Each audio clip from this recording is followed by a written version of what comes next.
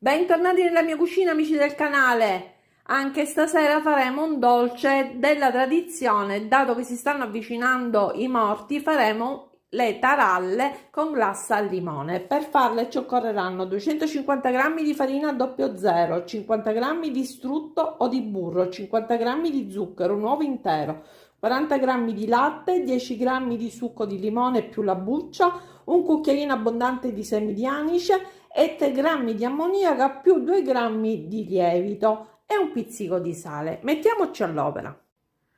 Allora, per prima cosa mettiamo lo strutto a temperatura ambiente nella nostra bowl e uniamo lo zucchero, la buccia del limone. Amalgamiamo i nostri ingredienti con una forchetta. Aggiungiamo il succo del limone e il latte. Mescoliamo. Adesso mettiamo l'uovo e un cucchiaino abbondante di semi di anice. Se non vi piace potete anche non metterli. Giriamo il tutto. Adesso andiamo ad aggiungere in 3 volte la nostra farina,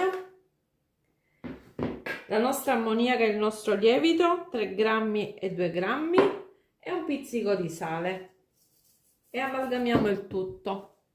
Dopo aver finito di mettere la farina, cerchiamo di compattare il tutto nella ciotola e dopo ci trasferiamo sul piano da lavoro.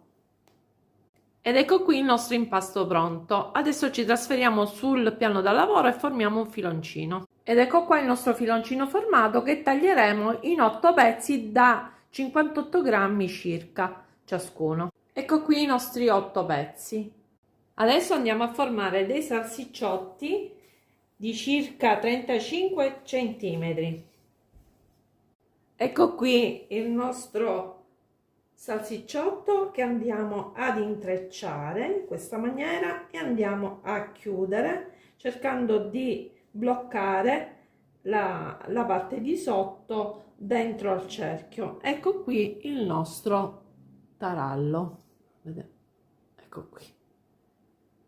Ed ecco le nostre taralle pronte per il forno a 200 gradi per 15 minuti circa, naturalmente il forno statico. E adesso andiamo a prepararci la glassa con 150 g di zucchero a velo e 20 ml di limone. Ed ecco qui la nostra glassa pronta. Ed ecco pronte le nostre taralle, adesso andremo a glassarle.